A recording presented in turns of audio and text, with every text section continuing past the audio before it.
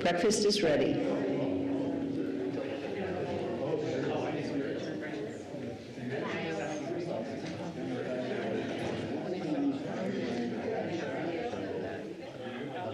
We're going to get started.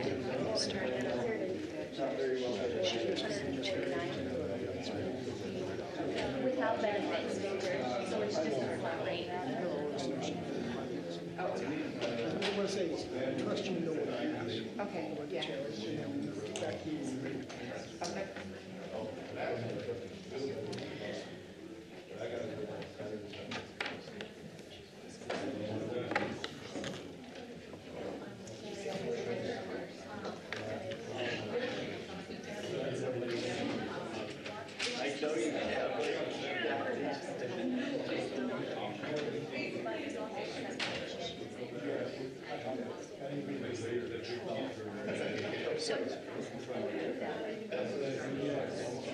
So, as you're filming today, most of the camera always needs to be on the presenter and the screen, not on us. Okay. Just because that's where the focus is today, so Yeah, it's not. usually when they're talking, that's what we do. And the whole thing will be that, and That's that's always all. up. Perfect. That's always up. Thank you. I think you would do that. What's Once that? we had it differently, and it wasn't you, and I just thought, Okay. Thank you, because I had been Yeah, we turned on two-factor. Okay, let's go ahead and get started. We're going to call roll. Ooh. Thank you.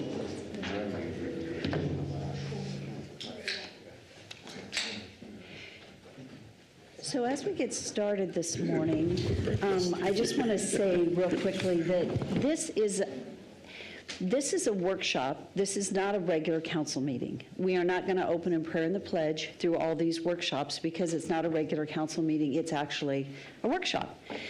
And but it's called a special meeting because we have to call a special meeting in order to have council here. But just as a reminder to everyone, these are being recorded. They are going to be pushed out to the public. We're hoping that the public watches. Some of our council members from time to time will be online versus in person. Today, I believe David Bills is online as he's traveling. So, and possibly Randy Haverfield too. So anyway, I look forward to today. So it's going to be a good, I know today's workshop's going to be excellent, and then the ones to follow will be too, and hopefully very informative. So we will begin with roll call. Thank you. Rodriguez. here. Jingula. Here. Bills. He is online. Reynolds. Here. Haverfield. Griffin. Here. 5 present, 1 absent. Thank you. Okay, so as we get started this morning, I believe we're beginning with Public Works Administration and Clay Long. Good morning, Mayor, Council. I'm excited to be here and give a quick presentation on the Public Works Business Administration part of the Public Works team, and then you'll get to hear from the best presentation of transportation. But in high level, there's been a lot that's gone on in Public Works Administration over the last year. A significant reorg in the fall of 2024, and some significant accomplishments based on the team that is providing that leadership and administration for Public Works as a whole.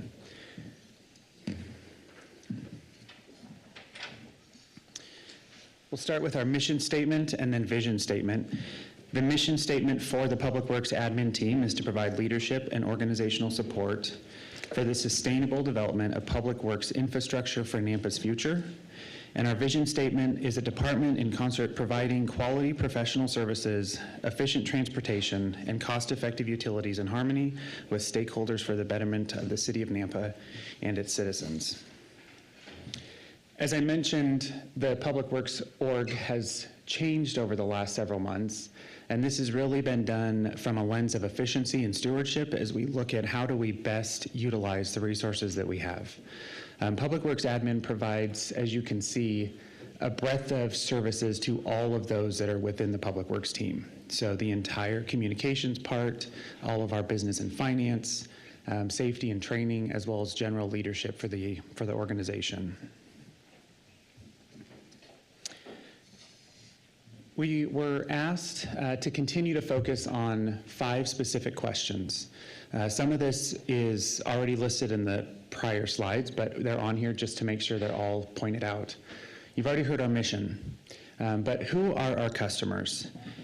The primary customers are our Nampa citizens. When we look at what we do and how we do it, it's really to ensure that the citizens have access to the utilities and to the resources and infrastructure that they desire and need for the city to operate.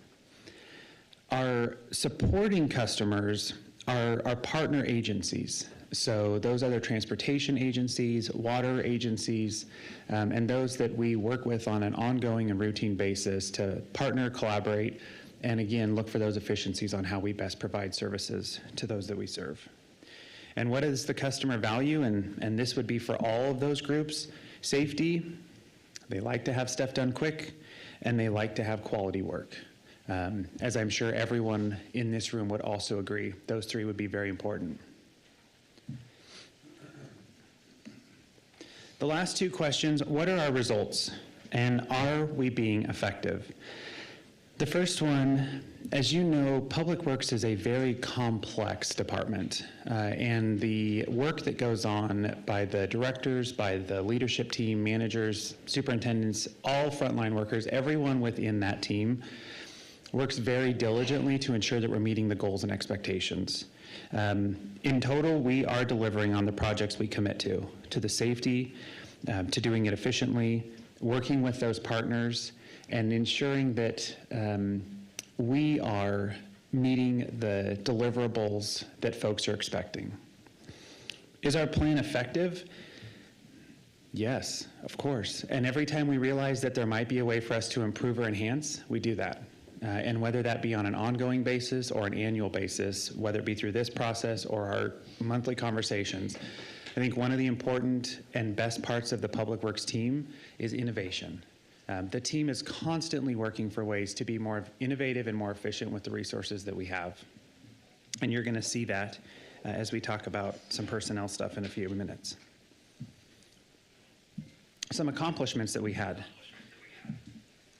You'll notice these are specific for global. So when you think about Public Works and you think about the different departments, each of those are going to share about highlights that they've accomplished within that team as well. But these are those that tie into the support mechanisms and what's provided from the administration team. Significant grant funding for projects. Again, the reorganization of the Public Works administration team. Public Works awards. We had our Public Works Leader of the Year was Jeff. So as you guys have already seen and been presented those in council meetings. Innovation awards, wastewater treatment plant project of the year, a significant amount of recognition that just validates from a third party and external people that efficiency and stewardship that we're focused on. Our citizens and student education events, we are very fortunate that folks want to come out and see what we do in Public Works. Whether it be wastewater, the water renewal facility, the streets, fleet, you name it, we continually have folks through different events that come out and see what we do, how we do it, and our hope being maybe how they can get engaged or how they could see it as a career opportunity down the road. The other thing I'm going to point out are the last 2. The Public Works team has an intern program that's been around for a couple years. And one of the things that we have focused on over the last few months is really honing in what does an intern program look like and how do we ensure that it is of benefit to both the student as well as the city. And whether that be from a city's perspective of ongoing opportunity for employment or to bring folks in and stay in the community, or from the student's perspective to get that hands-on real-world experience that is very important as they prepare for their career. We're working on developing more of a framework. Currently, the interns are housed just in the Public Works admin team. They're doing a great job. The products that they're delivering have been used across the Public Works team and in the different departments. But we also want to have a framework that each of the departments within Public Works can leverage if they want to have an intern in their area. So if Fleet wants to have an intern, we want to be able to have a robust program that is more of a framework they can use and then dial in on specifically what would be of value for them. And then the last one is the growth and leveraging in-house design. I've only been back for a few months, but one of the things that I have heard frequently is both council and mayor's desire for that efficiency and how we can do stuff with our skilled staff. And so that is one of the things that we continue to work on, is identifying ways that we can leverage that capacity, build that capacity, and at the end of the day, we'll have staff that are more dedicated and committed to what they want to do and how they want to serve the city, instead of maybe someone that's a contractor that doesn't have a vested interest in it. But we're going to continue looking for those ways to bring those services in-house. On our goals, we picked two that are high level: the economic opportunity and excellence in city government. Increased customer satisfaction. We strive to have same-day response to those that question or ask us questions or request information. It's something we continue to strive for. We have a dedicated, massive communication team of two in partnership with Amy and her work. But it is something that we really focus on, ensuring that that customer response is quick and we provide the information that they're desiring. The second one is a 1% variance in city budget to actual. In everything we do, we focus on that efficiency. And oftentimes what we don't want to have is spending more than we need to so we can get within that 1%. That is not the goal. So while it is our goal to be a 1% specifically when we're budgeting projects, so we more on schedule from a budget perspective, and as Doug has shared during his presentations as well, trying to be more closely aligned with our budget to actual. So it is something that the team continually reviews and works on. For the coming year, our personnel budget is going to be a request for us to leverage existing costs that we're using for design fees and bring those services in-house. And of course, I'm going to call Craig out if there's any questions for specifics, or Tom, but the goal is to continue that momentum and idea of bringing stuff in-house and not having to utilize as much contract services. So how does this pencil out? I'm sure that's the question everyone wants to know. On average, over the last 3 years, we've spent about $1.6 million on design fees in the various projects that we have. The goal with these design individuals will not completely reduce that 100%, but we are taking at least half. So looking at that $800,000 mark. It's also important to recognize we don't know exactly where and what grants may come in, but we do know that over half of our projects are done with local dollars. So that's another reason for picking that $800,000 mark. From a cost perspective, these are budget loaded. Obviously, there's additional variances that will come in between now and when we come back for the actual budget for healthcare and benefits and those types of pieces. So you might see some fluctuation. But our overall goal on estimation is to try and save $500,000 with those positions on bringing those services in-house and having that expertise in-house. And here is an updated org chart of what just that GIS team, which is one of the units within the the administration team, and where those staff members would reside. And with that, that's all I have from my side. I'll answer any questions you have or divert them to someone else. Council, do you have any questions? I do, Mayor. In regard to the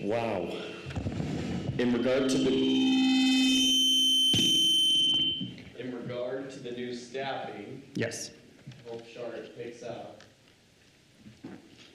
The savings that were anticipated, will that come in 2026 anticipated, or will that come in years after training? So that's a great question, Mayor, Councilman. The $800,000 that we're using as an estimate is half of actuals that we've spent over the last 3 years on average. So we would repurpose from a contract services bucket and put that into personnel. So we would see that savings and that work accomplished in FY26. Thank you. Are there any other questions at this time? Thank you. Great job. Thank you very much. Tom, did you have any comments? Nope? Okay. Yeah. Great. Morning, Crystal. Good morning, everybody. Crystal Craig, for the record, Director of Transportation here. Clay, thanks for starting us off. You knocked it out of the park, as always. I am joined here today by a few friendly faces. I'm going to call them out because I have the honor of representing them. They're really the unsung heroes of this entire presentation, so please don't give me the credit. The credit goes to entirely to my amazing team. I've got Doug Adams here. He's our fleet superintendent. He'll answer all the hard questions for fleet.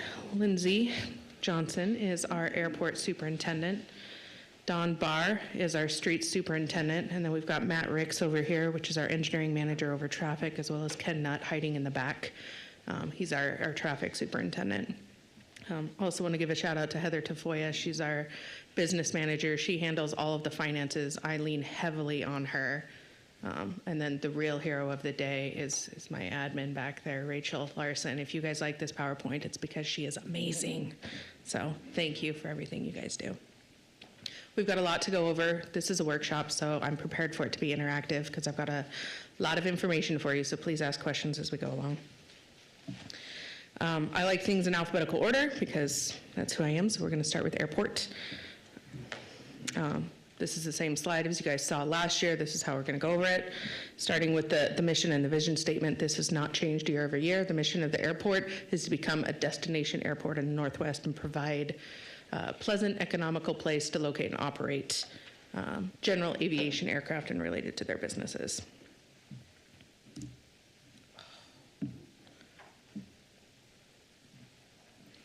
We also want to go over the 5 questions, Mayor's 5 questions. So what is our mission? Like I said, we are a destination airport. We have the best general aviation airport in Idaho, in my opinion. Our customers are primarily the local aviation community, but also any transient aviation. Because we are a destination airport, we bring people in from all over the world to come visit Nampa, see all of our local businesses and our beautiful environment. What our customer values, aviation is an expensive business to be in, so they really appreciate low fees. So I'm going to talk a little bit about the fees associated with our airport compared to the other airports around us, as well as that community airport atmosphere that we have. Our results, we don't get very many complaints, candidly. A lot of the other airports that we interact with, we hear about some of the issues and the troubles that they're going in. And honestly, we just don't have that at Nampa. Everyone's fairly happy. We're doing a good job according to our customers. And so we really appreciate that feedback and we strive to continue that. And our plan is effective, just like Clay said, yes, we always strive to be better and continue to support our customers and bring in new customers as we can. But we want to keep people happy. We want to keep the airport a great place, and we want to promote education in aviation and grow that community. Our airport staff right now is just 3 people. We will be adding a 4th, and I'll be talking about that in a little bit. A little bit about our airport. It is a general aviation airport. It is not a commercial airport like the Boise Airport is. It was established by Nampa City Council in 1928, and one of our goals is providing safe and efficient aviation. A little bit of an overview, and on your guys' table you will see this overview as well. This is directly where we got the information. This was put out by the Idaho Transportation Department. It's the Idaho Airport System Plan Update. This was from 2020. Idaho has 75 public use airports, 68 of them are general aviation. Nampa is one of them, so Nampa along with 67 others are general aviation. Our Nampa Airport generates approximately $106 million in total economic output to the state of Idaho. This is according to the state's records. That is phenomenal, what our airport is doing for general aviation, not only across Idaho, but across the entire nation. Again, a little bit about the airport. We have 249 acres of that. Over 50 acres is asphalt. We have 20 city-owned hangars, 132 private leases. We've got a terminal that is in desperate need of repair, which I will also talk about a little bit later. A few fuel islands, a bunch of lights, and then our AWAS system. These accomplishments that I'm going to talk about today for all of my divisions have been projected out to the end of this fiscal year, so think of them through September 30th. For revenue, we were able to increase our revenue by 6 renewed land leases, 7 new land leases, and 35 city rental spaces were filled. We received 3 grants through the FAA. We are constructing 2 different projects, an AWAS hangar, which is a city-owned hangar that will relocate our AWAS on top of it, opening up development area in the airport, as well as completing a facility assessment on our city-owned hangars. We've updated a couple of our policies, as well as published a quarterly newsletter that went out. And community engagement, which is also one of our big things. We participated in the Warburg Roundup. There was a Dream Flights demonstration. The Mission Aviation Fellowship had a few different actual events. There was the Wings and Wheels event, Spirit of Flight Day, as well as Public Works Week coming in May. Community. Ooh, back on. The goals that I'm talking about, these are our FY25 goals. I'm giving you the data as of right now where we're at. So the first one, 0 regulatory compliance findings. We are at that, which is great. We want to engage with the airport community at least 12 times. So far, we have had 6 public meetings and published 2 newsletters, in addition to all of the events and the pictures that I just showed in the previous slide. And then for excellence in city government, we want to increase the airport revenue by 5% annually. We will likely not meet that goal this year. Right now, our projection is 2.6%, which is still good. So a little bit more about that revenue. In FY25, we provided about $715,000 in revenue between our land leases and our rental hangars. So the rental hangars are the city-owned, the land leases are the private-owned, and they rent the lot underneath it. In FY26, we are projected to increase that to $750,000. Most of that is due to the rate increases that I'm going to talk about a little bit later, and then any projected new hangars that may be developed in this next year. So about those rate increases I wanted to talk about. I'm going to break them apart into the 2 different types of hangars that we have. The first is the land lease. So those are the private-owned hangars where they rent the land underneath it. In 25, we increased by the CPI, which is the standard yearly increase that we do. It was a 4.3% increase. In 26, the CPI increase is slated for 2.8%, so we will be coming before council for that. How do we compare against our competitors, right? So the next nearest general aviation airport, which is the Caldwell Airport, we are 1.8% lower than their rates still, even with the CPI increase. So our customers value low rates, and here we are providing it for them. The next one is our city-owned hangars. In 25, we increased it somewhere between 3.3 and 4.7%, depending upon what type of hangar you were renting. In 26, we are going to come before council for another rate increase of 3.2 to 4.9%, again, depending upon what type of hangar you're renting. There's a table breakdown right there. So how do these numbers compare to our competitors? T-hangar rental rates, again, to the next nearest, which is the Boise Airport that has T-hangars, we would be equal. So these rate increases would bring us up to market. We'll have some capital requests coming at you as well. The first is for some form of side-by-side. Right now, we've got a larger pickup that we've got to back around the hangars and things like that. When we have an emergency that we need to get to quick, it would be very handy to have some form of quick response vehicle that we can get in, get out at the airport. We will have a HVAC replacement on one of our hangars. I told you about that hangar assessment that we just completed, so we will be starting to implement some of the recommendations from that hangar assessment that was done to improve some of our city-owned hangars. There's a pavement rehabilitation project. You can even see from this photo there's cracking in there. That pavement needs to be replaced, and this is non-FAA eligible pavement. And then our big one this year, which you'll see in our budget, is a terminal building remodel. Our terminal building is past end of life. We've recently undergone a project to replace the secondary stairs on the terminal building. When we removed that, we found even more damage to the side of the building and rot in the walls than was anticipated. The current building is not ADA compliant. There is HVAC issues, there's leaking issues, and right now there's a safety issue because we only have one ingress egress from the second story. So a little bit more about revenue versus expenses. Clay shared that we're trying to keep things close and really tight. This is the third year in a row where our revenue will exceed our expenses. And this is projected out. You can see in 24 was the first year we did it. In 25, we really got it down and got it really close to each other. And then in 26, you can kind of see what our projection is for it. Org chart. This is a nod to efficiency. We want to talk about how we're doing stuff and do we really need to do it this way or can we be more efficient? The airport is a poster child for being more efficient.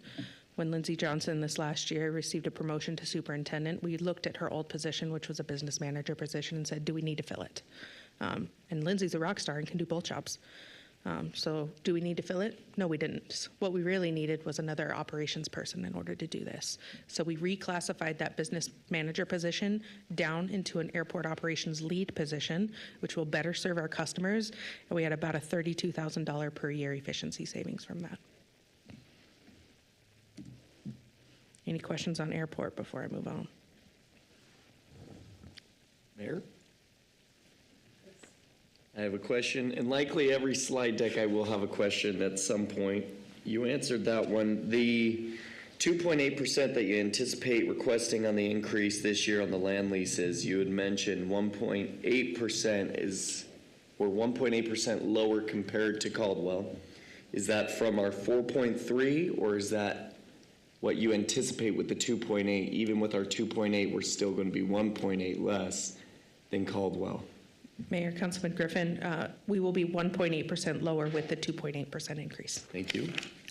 And then the last slide, the revenue increase breakdown. Good work on exceeding the expenses. My question then is, deferred maintenance, in order to meet that goal, which I hope every department in my fever dream would meet this goal, but I know it's not possible in some areas, are we missing opportunities to be doing repairs, ongoing maintenance, to achieve the expense to revenue ratio goal? And if so, how much in deferred maintenance are we missing or not anticipating for future years? Mayor, Councilman Griffin, that's a great question, and the answer is yes, we sure are. That hangar assessment that I told you about, it listed a lot of different improvements. We've decided to break them out year by year, so we're not front-loading everything, and we're keeping our fund balance at a healthy level to be reactive to different grants that we get and not, drain down all of our resources. This number also is very pretty. It does not include the terminal building. So that's our dark horse in the room. That terminal building is going to come with a few $1 million price tag. And we will need money from general fund in order to replace that. But it is end of life, and it needs to be done. Thank you. Yeah. Madam Mayor. Councilmember Haverfield just posed a question in the chat, and that is, what is the proposed budget for the terminal expansion? Mayor, Councilman Haverfield, I believe the proposed budget is about $2.5 million right now.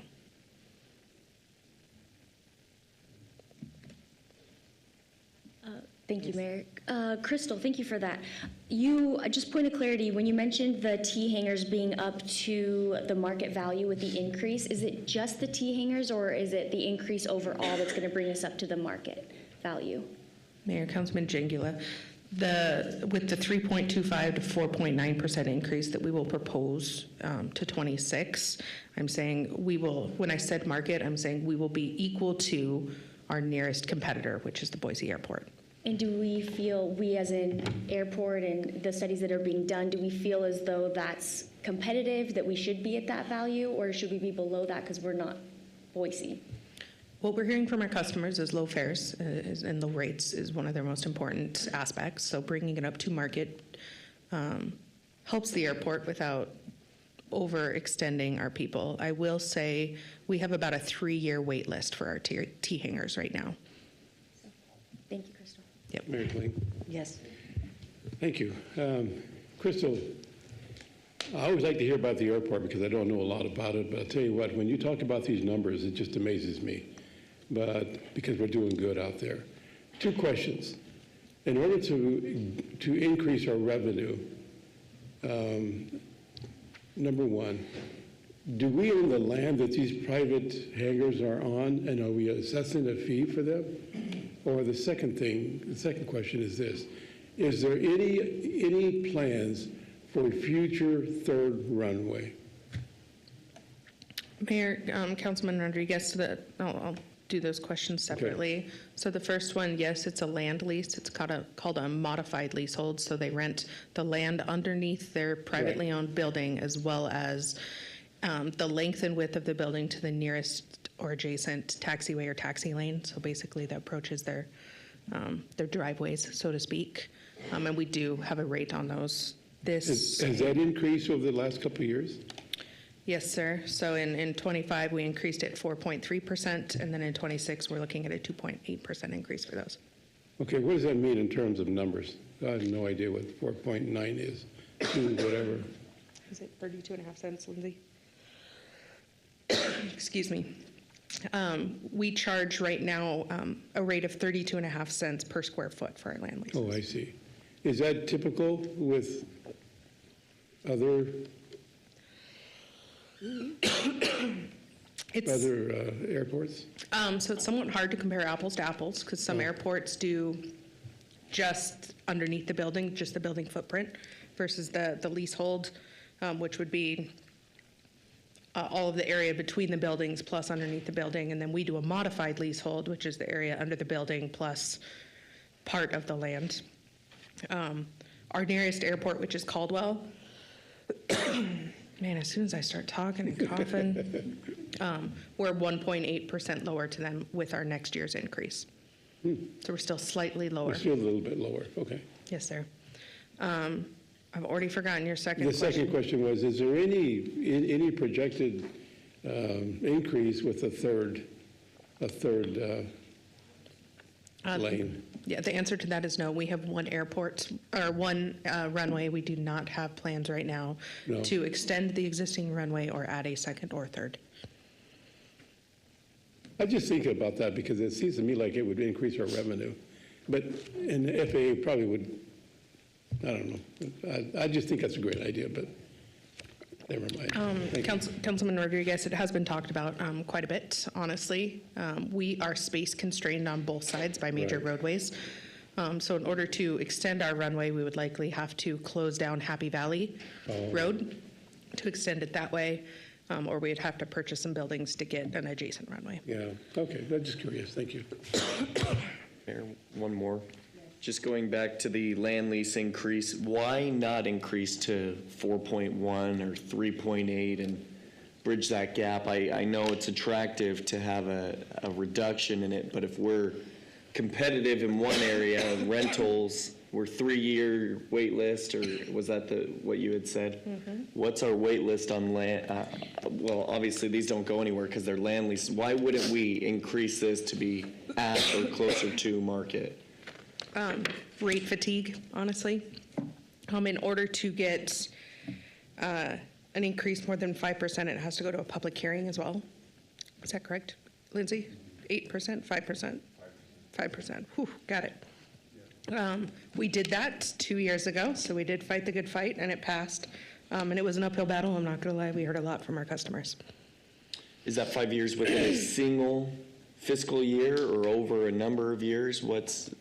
It's a single fiscal year, so if we increase it by the CPI plus an additional that brings it more than 5%, it has to go to a public hearing. Okay. I'm sure there's a rhyme or a reason if we can have that closer to market. I think we have, as you said, a dark horse that we're working on and working with. Mm-hmm. I think making sure that we're covered in all areas to bridge the gap between market and not, I think would be good. Perfect. Any other airport questions? That's good. So we've got, a little less than an hour to go through streets, traffic, fleet, right? Okay, here we go. Moving on. Fleet. So I'm not going to read through these because these are longer. They're in your packet. Again, the mayor's question. So our mission is maintain the most efficient, cost-effective municipal fleet available. Our customers are the city divisions. So this is one of our internal divisions underneath me. The customer values like vehicles that work and getting them back timely, right? They don't want them to come sit in the lot for a while we're bogged down on work and not being able to get it done. Our results, as Doug says, are mixed, so he's very humble to himself. We are struggling with space currently and staffing issues which prevent the optimal performance. We need a new fleet building in order to better serve our customers. We are in the process of doing that, so we really appreciate your guys' continued support on that. Our plan is to update and modernize the fleet maintenance facilities in order to add additional staff and additional capacity to better serve our people. There's the fleet division currently. These are accomplishments projected out. So we began that process for CMGC for a new fleet building. It is currently advertised right now. We've done heavy purging, basically, of our parts to make sure we are right-sizing what is on hand and getting rid of the stuff that's just sitting on the shelves collecting dust that we don't necessarily have to have, as well as any of the obsolete parts, purging those. We're exploring different grant opportunities to add a third emergency fuel tank to our existing sites. And then we've done quite a bit of server upgrades for the fleet management software that we use. These are our goals. I'm reporting to date what we have accomplished. So we needed to maintain an average fleet critical vehicle age of less than 10 years. Our current is at 7 years for light and medium duty. We wanted to reduce perpetual fleet parts inventory by 20% year over year. We're at 37% currently. And then 0 instances of emergency fuel below 50%. Currently, we are at 0 instances. So we are meeting or exceeding all of our goals for fleet this year. Our big asks, capital. This one's already been approved. You guys have seen it. I've presented quite often on this one. We need a new building. It's projected right now to go just north of the existing fleet building, or the existing property, streets property, onto the new Broadmoor property. Need about a 23,000 square foot steel structure in order to accomplish this. Our next ask is a FTE, so we are asking one new person for fleet this year. This will be what we're calling a fleet lot attendant. This person will help ease the burden of our certified technicians and keep them working on the vehicles where these people do some of the work that just pulls our technicians away from actually turning wrenches and helping our people. So this person will maintain overall shop cleanliness, so things like dumping the trashes takes time. You know, sweeping up the parts, cleaning up oil spills, things like that, picking up and delivering parts. Our guys, anytime that they have to step away from a vehicle that they're certified to work on, get in a car, drive across town, pick up a part and come back, that takes 2.5 hours sometimes, right? So this person is a non-certified, this person would be a non-certified person, be able to get the parts for us. As well as help support our people, like our parts coordinator, our administrative assistant, the technicians, and any other duties is assigned. So this is an entry-level position that we're really looking just for an extra set of hands to come do a lot of the busy work so that our certified people can continue doing what they need to be doing. So we want to give you some support for it. Fleet technicians right now spend about an hour and a half a day, about $200 a day, going to run parts. Our parts room coordinator takes about 2 hours a day reorganizing things, cleaning things up. This person can help with that. The vehicle downtime we're projecting would be would be 2 hours per day, so we would reduce that. The indirect costs would be about $250 a day, so 2 hours a day. And then just general overview for total aggregate savings is this person could save us about $1,200 a day just by doing all of this additional work for us. So how would we pay for this person, right? Fleet is one of those general services that doesn't make income per se.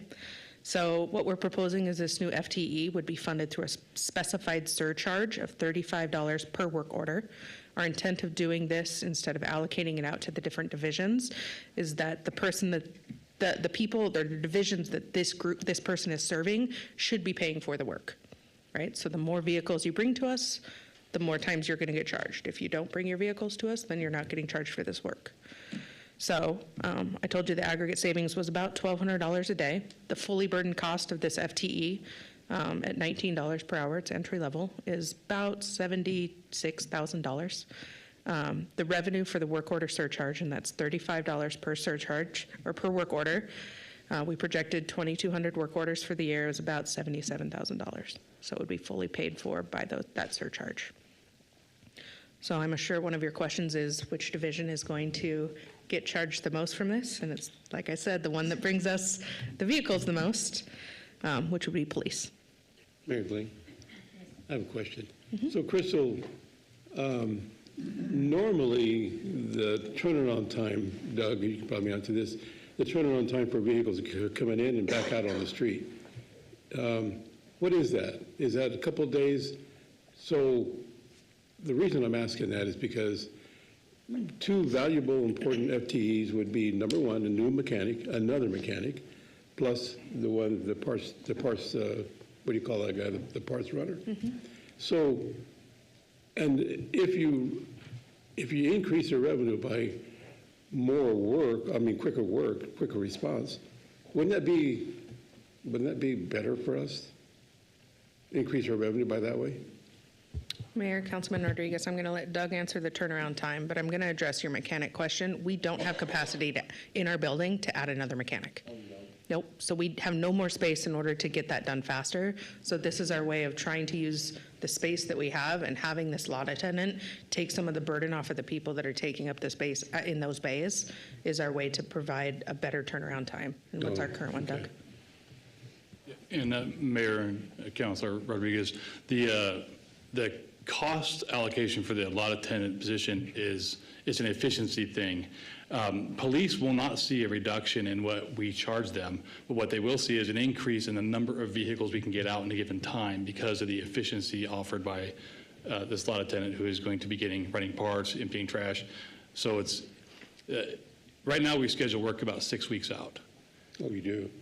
Which is, I mean, it's a space constraint, it's a staffing constraint, but in my opinion, it's unacceptable. So we're looking at efficiencies, and an efficiency like this, if I can even get my work scheduled out only 4 weeks out because we can get more vehicles out, say that the expense to the divisions will be relatively unchanged, except for the work order surcharge that they'll be paying, but the benefit they will receive is, instead of us repairing 3 police cars a day, we'll be able to get 4 done.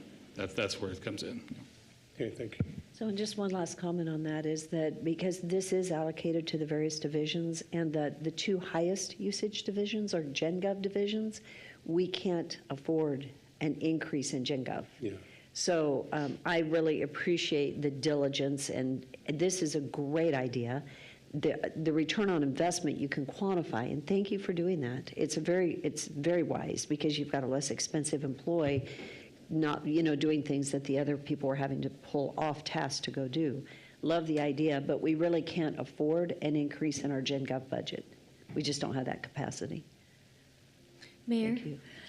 Crystal, when about this year will that building be completed, the new building? It won't be complete this year. It won't, okay.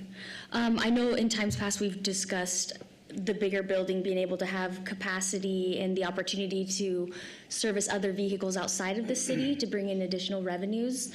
So I guess if it's not done this year, I was just thinking with the restraint on employees, that wouldn't be an option, but since we don't have the additional bays this year, that wouldn't even be. So possibly the following year, we'll be asking for additional, for possibly capitalizing on that.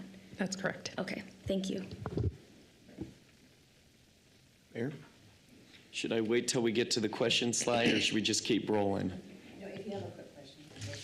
I I just want to make sure we get through streets, before we're out of time. How many FTEs do you currently have that are unfilled? None. Thank you. Okay. That was a fast question. Okay, we can keep going. Fully staffed. Here's our org chart, as you can see, with the new proposed shop attendant, lot attendant, and then that was the end of fleet. And I think I answered most of the questions in process, so I'm going to move right on to streets. Again, I'm not going to read these. These are the same. They're in your packet, so you can look at it. Our mayor's questions here, our mission is really to promote public safety, mobility, and quality of life for our residents here for the street department. So our street department, or division, maintains all of our existing roads. Okay? Customers are, this is probably the most customer base of any other division. It's not even just our people, it's any traveling public, not even just Idaho residents, not City of Nampa residents. It's anyone using our roadway to get to their home, to their work, to their improving their quality of life, anything. So every person traveling public is our customer. Customers value safety, reliability, promptness, efficiency, things like that, and I will talk about those later. Our results are being measured through, honestly, our citizen survey every single year, and I've got some quotes from those coming up, so I'm going to touch on that in a little bit. And we want to ensure long-term sustainability for this, so we don't want the roads just to work now. We want them to work for the future, and we want to continue maintaining our existing infrastructure. Here's an older picture of our current street staff. A little bit of facts about the street division. They maintain over $35 million in assets, almost 1,000 lane miles, catch basins, sand and grease traps, ponds, stormwater lines. They produced last year 46,000 gallons of brine, used almost 4,000 tons of salt, put 12,000 tons of chip seal down, and there are 77 pieces of heavy equipment valued at $8.3 million. These guys are doing a great job for us. A couple of accomplishments. We won an innovation award. Clay spoke about innovation in public works. Streets is one of our poster children for that. They continually try and innovate, and they've been proven that by almost every single year they've won an award. Like I said, we produced 46,000 gallons of salt brine, saving the city $64,000 in that. We trained 4 new employees with our in-house CDL program, and then we hosted our 3rd annual heavy equipment rodeo. And when we went to nationals, one of our staff placed 3rd in the nation, which is pretty awesome. Mayor Kling, I have a question. It's probably for you and the council. So I've been thinking about how we can handle the amount of roads that are above the new subdivisions. Is it an idea to increase the impact fees for streets in order to maintain our streets or increase our work on the streets? Is that anywhere near? I'm just throwing it out, Mayor, because I don't know. Thank you. It's a good question. I'll let Crystal speak to the impact fee, because we just had a meeting on that and how we go through that process of identifying, but it has to be growth related. So when it comes to maintaining our streets, impact fees can't cover that since it's strictly growth related. Right. But they do have a really good methodology when they look at growth and what is tied to growth, but you have to have regular budget, because when you go in and you expand a street, or let's say it's a signal and it's growth related, there's a percentage of that work that can be covered by impact fees and some that cannot be. Right. And so it gets a little tricky. It's complicated, and I appreciate the fact that we have Colin. We have really good experts that guide us in the percentage of funding that can take place, because it is governed by state statute. It isn't something we get to just choose. Tom, do you have a comment? Yes, I do. So Crystal and I talked about this, and so Matt has rerun our level of service calculation for the city, and we've actually made some progress from out of level service D to a different level, which that's going to open us to reevaluate that percentage that's growth related versus a city portion. So that'll be coming forward. So that's somewhat will help a little bit. Well, see, what I'm thinking, Mayor, is that with the new subdivisions coming into town, and that's growth related, yes, I know that. And the second thing is, we can't use that for any other streets but another new growth, because it's growth related. So it's just like a hopscotch going here to here to here, but not going through maintenance or managing our streets. It's just. So, Mayor, Council, the transportation funding, we actually came up with 30 different ways you can fund transportation. And property tax is one of them. We haven't been asking for property tax because we know that that's a very difficult thing to generate and hard on the general fund, and there's lots of needs in parks and police, so we haven't been using that. We're going through our bucket of options, and the one that's the most clear at this point is a registration fee, which we've talked to you about. Right. And so we're pursuing that very heavily because I think that's something we can all do collectively in the entire county and bring in some revenues, which will help with some of the road maintenance that you were asking about. Okay. Just an idea, Mayor. I'm not proposing that, but I just wanted to throw that out to you. Thank you. Okay. Thank you. Goals, we want to inspect and clean 100% of our stormwater assets in our zones. We are currently on track to do that. We need to complete 7 million square feet annually of chip seal. We are also on track to do that. Maintain a pavement condition index of 60%, which is fair. The last PCI index we did was in 2017, and it was 83%. That were fair. It has decreased since then, and we will be doing a new index with our master plan update this year.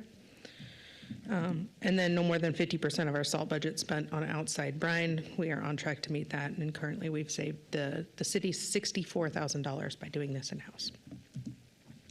So what do we need? Another building. This was also approved by council, so we really appreciate that. We have a design. It needs to go out for bid again with a few adjustments, so we're hopeful to get that done and moving forward very quickly.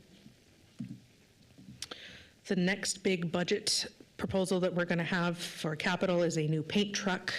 The pictures on here are not our paint trucks, but you can kind of envision what they're going to look like.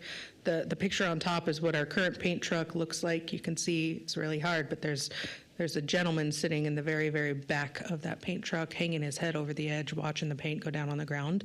That's what we're asking our current people to do. That means these people are looking at the paint, trying to move it in and out to make sure that our lines are straight while dealing with the elements, getting rained on, getting bugs blown in their face, and saying, don't mess up and make the stripe crooked, right? Our paint truck is also aging. It is end of life and needs to be replaced or close to end of life. The new paint truck that we're proposing, it's going to be an $800,000 request. It will look similar to the one in the bottom picture. The newer paint trucks have cabs in the back. So again, the people doing the hard work in the back of the truck there are sheltered from the elements and can do a better job. We're also going to ask for the purchase of a semi-trailer for about $250,000 for hauling oil. So we're here to serve our citizens, right? What do the citizens want us to spend our money on? All of these comments were based on the citizen surveys. You can read them at your leisure, but the bulk of them all said one specific thing: fix our roads. Quite a bit of them are on pavement condition, that it's really rough, that there's potholes, that they're in bad shape, there's alligator cracking. I'm sure you guys have driven like Amity and seen the amount of crack seal that our crews have had to put on that just to extend the life. And Amity is one of our newer roads, right? We are not currently rebuilding our roads because I don't have the budget to do it, okay? And this is what our citizens want. So what do I need in order to accomplish this? Could we, just real quickly, I want to insert that I don't know that the average citizen understands that 12th Avenue is a state road, and it is drastically failing, and you've worked to get that moved up in the funding with ITD, is that correct? That is correct. Right, and that really failed early. It should not be failing at the level it is today, which is very unfortunate. But so some of our roads are not Our roads. our roads. Correct. Right. And so it's difficult sometimes because if people complain about that road, and they do complain and see major holes in that road this winter, but it isn't our road. You are correct, Mayor. So it is challenging. People don't understand where our boundary is versus the state versus the highway districts and things like that. As Councilman Rodriguez said earlier, we can't use our impact fees, which is my larger bucket of money, in order to maintain our roads. That can only go towards growth, which means I have to use some form of like property tax or general fund or rely on getting a grant. A lot of the grants out there are capacity and safety related. They're not maintenance related. So they're few and far between, but we're still hustling for them. We did coordinate with the state in order to get State Highway 45, which is 12th Avenue, rebuilt. They're looking to advance it as quickly as possible. Right now, it's, I want to say, slated in fiscal year 30 or 29 for them, but they're looking to bring it up hopefully maybe into 27 or 26 if they can find the funding for it. That will rebuild from Deer Flat all the way through our downtown area to the corner of 11th and 2nd. We also received a grant from the state to rebuild Cherry between Franklin and 11th in fiscal year 27, and to rebuild Cherry between 11th and Canada in fiscal year 30. So we're trying, but that's a couple of miles, right? And we have almost 1,000. Mayor, on that note, Crystal, is there a tool online that citizens can see, maybe a map? I know there's one for snowplow that shows the primary and secondary roads, but is there one that shows the breakdown of whether they're city streets or ITD that we can show people when they're asking these questions? Absolutely. We created, it's not an interactive map, but it's a static map for right now. We published it in our last Public Works magazine. It's also in our transportation master plan. So I presented it to the Citizens Committee. So, and that's on the website? Yep, it's on the website. Perfect. Thank you so much. We can also make note to send it to you if you would like to give it to any citizens. Madam Mayor, Crystal, just a comment I saw, one of the comments was finish our sidewalks. And it probably would be good for us to make people aware that we have a lot of enclave areas in the city of Nampa, and we do not have the ability to finish those sidewalks until those areas are developed or annexed. So I think it's important that we let people know that. That's a really, really good point. Thank you, Councilman Reynolds. Got a couple pictures here of some of our pavement conditions. So I want to talk about the actual cost of replacing pavement.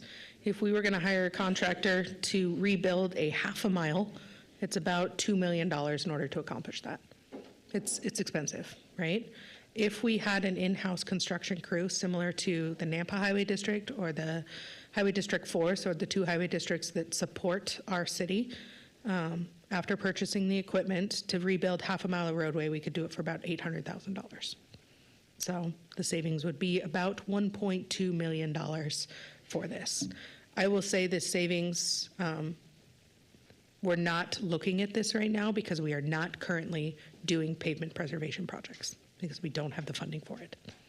But at this point, our roads are failing and our infrastructure is failing, so we have to start allocating money to it because we can't continue delaying it. Crystal, could I ask just a real quick question?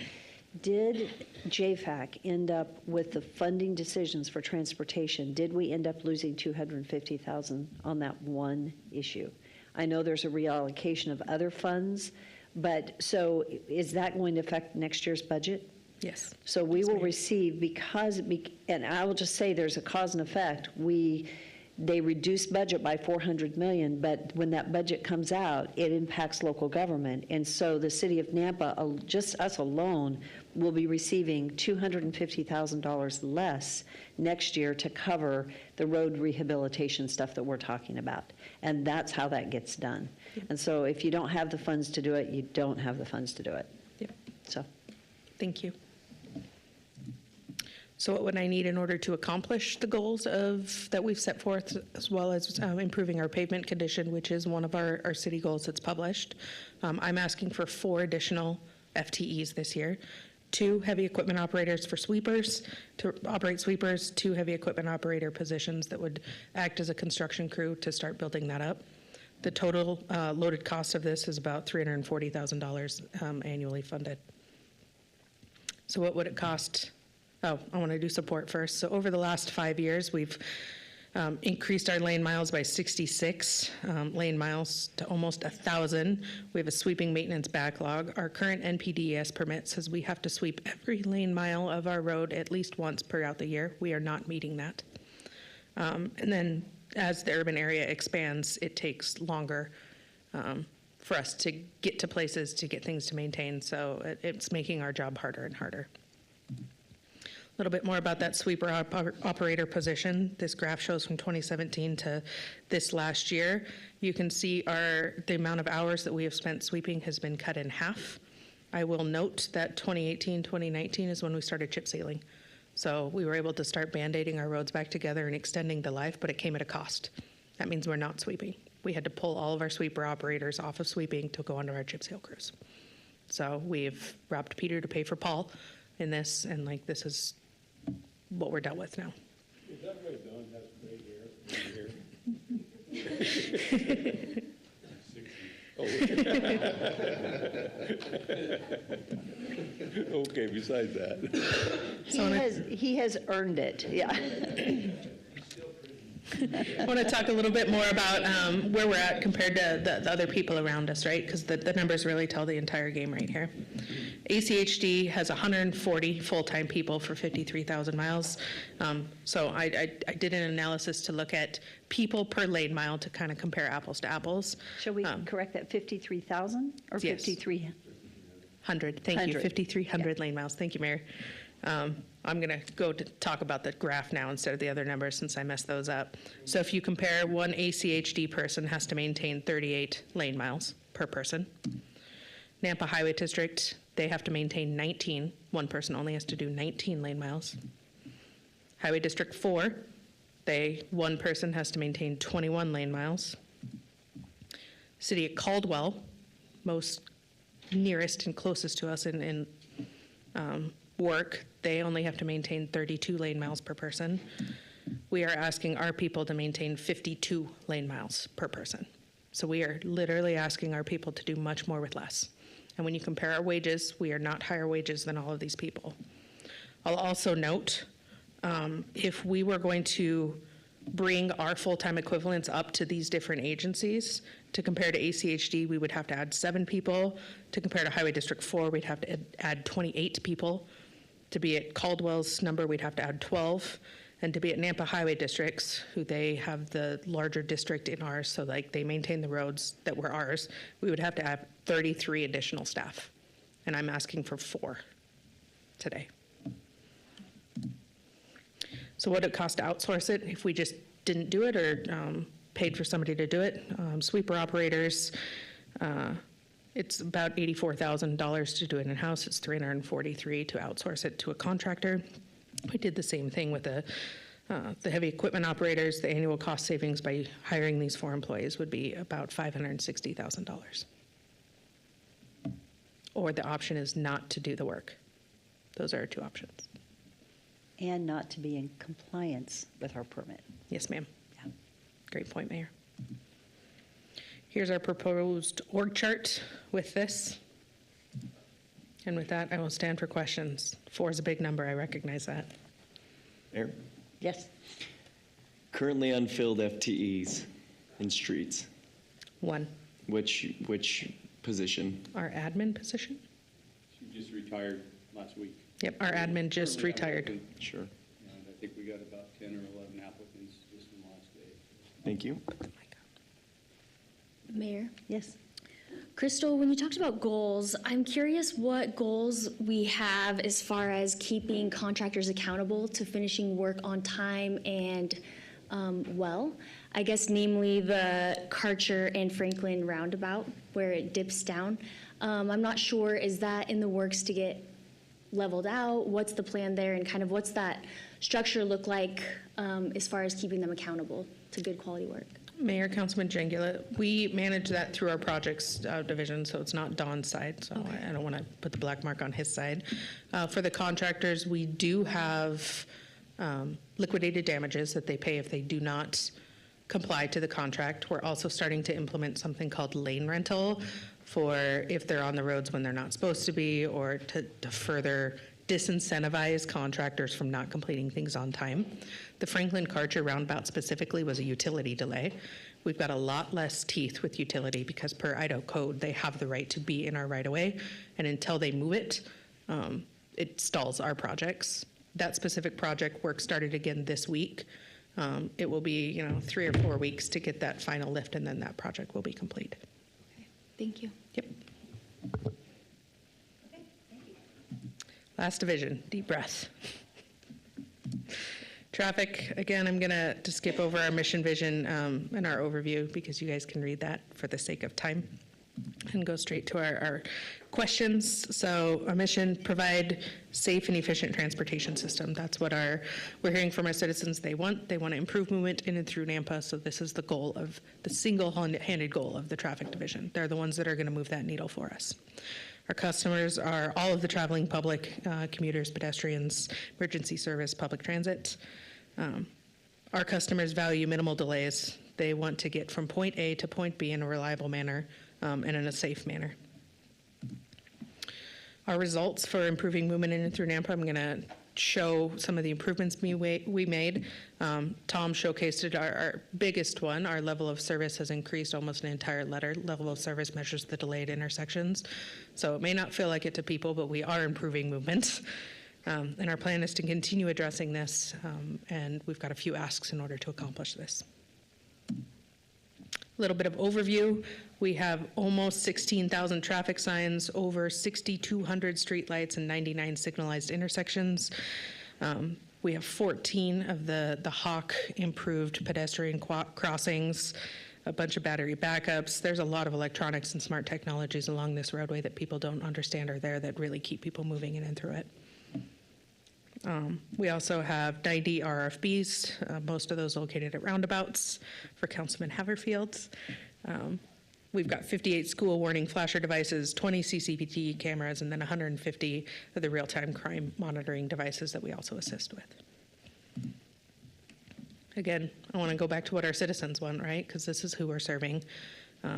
Of the comments in transportation, 38% of the transportation-related comments, which transportation and police were the two biggest asks from our citizens year over year. I want to say for the last 3 years that I've been here.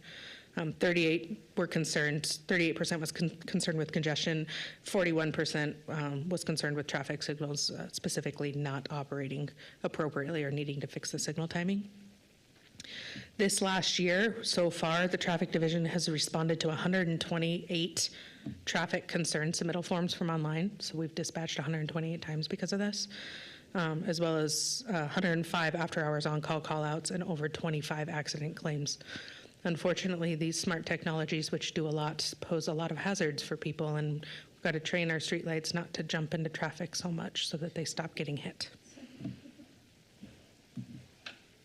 Some of our accomplishments, our traffic division is divided into three specific portions, signing, signals, and then our TMC. So I'm going to talk about those accomplishments separately. Our signing, we've installed over 250 signs on our streets, responded to 80 regular hour maintenance calls, added parking restrictions at several businesses and along city parks, installed some all-way stops or three-way stops at different areas. And then one of our big accomplishments here is we partnered with the railroad for some undercrossing improvements at First and at Third. Those railroad undercrossings get struck quite often. Unfortunately, we can't move that bridge up. I will note that that project is in the RAISE grant as well for looking at a concept to see how we can improve those. Our signal accomplishments, we converted 88 different controllers to add additional signal timing options to our people. We've implemented large event timing, so like when the Idaho Center gets out for offloading and inloading to help with the traffic during that time. We updated battery backups at 61 of our signals. We're planning, this will be done by the end of the fiscal year, to improve the signal timing on Garrity, so around that Flamingo Stam area, to get our 10% reduction in delay. We updated 10 different schools, the warning flashers, and then we added 4 additional intersections to our traffic management center. So you can kind of see some pictures. Accomplishments for our TMC, or for our traffic signals, updated over 125 streetlights, responded to over 90 maintenance calls, or hours of maintenance calls. We've improved street lighting at Midland and Smith and Midland and Davis. This was per citizens' request and our Transportation Advisory Group requests. We've provided over 250 hours of construction support, as well as replaced 8 signal cabinets. Most of these, unfortunately, are because they get struck. You can watch this. In the top, that red car, you can see obviously is running a red light, gets struck. And in the bottom picture, you can see it comes out, takes out a light pole, and then unfortunately hits our signal cabinet as well. We'll get them trained to stay out of the road eventually. Our Traffic Management Center is really our shining crowning jewel here. Currently, it is staffed 2 days per week. We do not have the staff right now to staff it more. It collects data on travel time and corridors and vehicle delay that allows us to tweak the signals to improve the signal timing as well as calculate our level of service. We're also using this to respond to those large events at the Idaho Center, like I was talking about before, and interstate closures, which I'm going to talk a little bit more about that later. So our goals, how are we doing right now? Our goal is 0 deaths on the city roadway network so far in '24. Fatalities and crashes like this are 1 year behind in data. So like this is the most recent data. There were 6 fatalities. 5 of those were impaired driver related, which we cannot improve. Upgrade to unimproved crosswalks annually. We are currently on track to do 3 crosswalks this year, so we are exceeding this goal. Reducing the travel time for public roadways by 10%. Signal, we're going to do Garrity this year, which is going to be great. Reduce travel time by 10% on a minor arterial. We implemented new timing plans on Franklin Road, so that's in front of the Idaho Center to improve that. And then add 1 intersection to the TMC, and I said before, so far we've uttered 4th, and we're likely going to be adding 12th and Locust, which will be a new signal, and the Franklin interchange. So what do I need from you guys in order to continue our goals and improve movement in and through Nampa? The traffic division is asking for 1 new position. This will be an ITS technician. I said before, our TMC is only staffed 2 days per week. We really need it staffed 5 days per week. We've got this new shiny toy, we need to use it. So this would staff the TMC 5 days per week. We do have 1 ITS technician, so this new position wouldn't be the one parked in there. We would rotate between the 2, so we would have overlap, which is what I basically said right there. So some Crystal, support. could I pause real quickly on that? Yes, Mayor. I just wanted to say something real quickly. When you said we have this new shiny toy and we need to use it, I will say this position, I asked Crystal to add this position, and I did it very intentionally because our citizens are saying, and one of our primary goals is to improve movement in and through Nampa. This is very important. She wasn't going to bring up 4th this year. I think it needs to be done. And it is, I know when you say that tongue-in-cheek, a new Chinese, if I can talk, shiny toy, we need to use it. Actually, our goals, what our citizens are saying, they're asking us to please improve movement. This is how we do it. And I think, you're going to talk about just recently the benefit of this. But this is important, because this is one way that we can use technology to improve our maintenance. We were going to push this position off another year, but I said we really need to have them there working, and then I'll let you finish because you're going to explain why. Yes, ma'am. So yes, that was tongue-in-cheek. The Traffic Management Center is the #1 tool the city of Nampa has to improve movement in and through Nampa. It's the best tool we have. It's the quickest. It's the most efficient. It's the most cost-effective, and I'm going to talk about that in a minute. So this new position would provide better response time through that Traffic Management Center, which will also improve response time for our police. So traffic and police are the 2 most important things that we're hearing from the citizens they want us to spend our money on.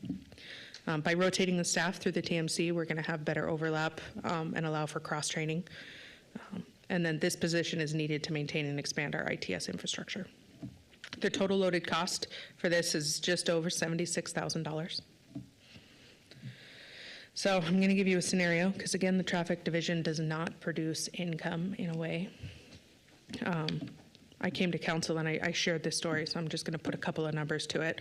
So it had been about a month ago now or so, but we had an incident on the interstate that closed 3 out of our 4 interstate ramps. It diverted all of the traffic onto Karcher interchange, right? Without the TMC, we would have had to dispatch 4 staff members to 4 different intersections. Would have taken them about 3 hours each. They would have had limited information between the 2, or between all of them, so they would have to use their cell phones to call and say, how's traffic going? Can you see how far back the queue is? So they wouldn't have been able to triage as easily.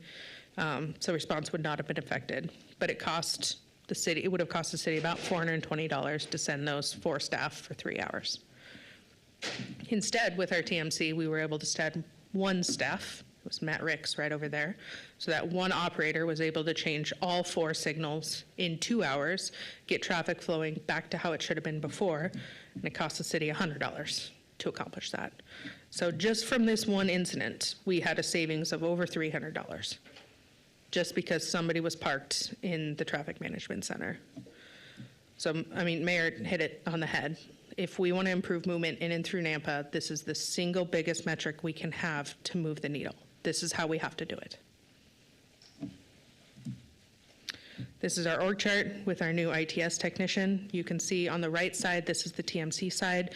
We only have 3 people to fully staff that TMC, including all of the projects, and adding new signals, any of the inspection, maintaining the cameras, things like that. And with that, I'll stand for questions on traffic, or any of my divisions, since I have 10 minutes left. Okay, yes. I see it on the chart, but I just want to hear it. How many FTEs do we have unfilled? Mayor, Councilman Griffin, we have 4 currently unfilled FTEs. Traffic is a very, very challenging, because it's a niche job. It's very challenging for us to get qualified people and qualified electricians in order to work on our signals and lights. And of those, how many have been open for longer than a year or has been consistently filled for the year? I don't think over a year, Ken? Yes. 3 of those have been open for over a year. Most of those have electrician's license associated with them. Thank you. I guess the question would be, is it because of our pay structure? Or is it because there is a void in, just in the market? That's something we need to address. Mayor, I'm going to defer to Ken real quick. Ken, you need to use the mic. You have to use the mic.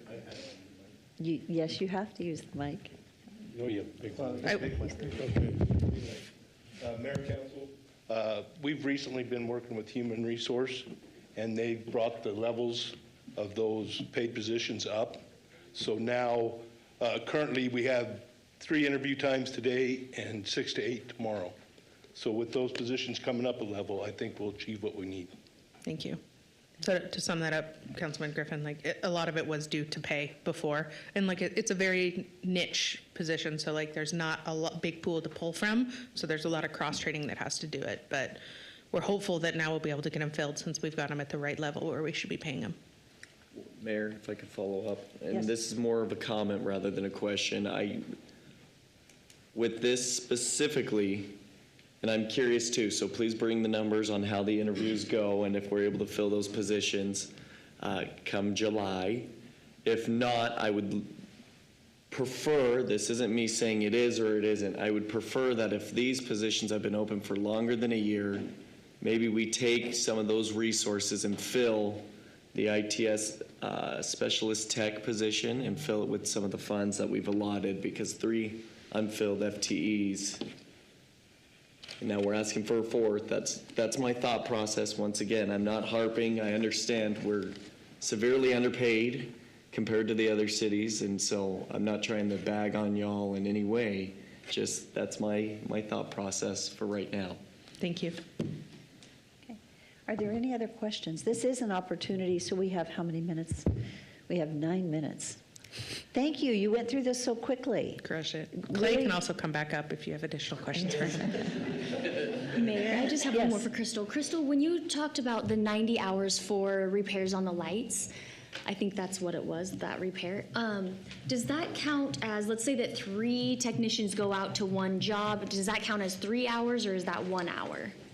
And I don't know how many go out. I just noticed at Birch and Idaho Center Boulevard the other day, there were 3 of them working on one light, so I just struck a chord just thinking about it. Matt, can you answer that? It's all the staff time. So any staff that's out there is counted. So if 3 go, it's 1 hour, it's 3 hours. Okay, thank you.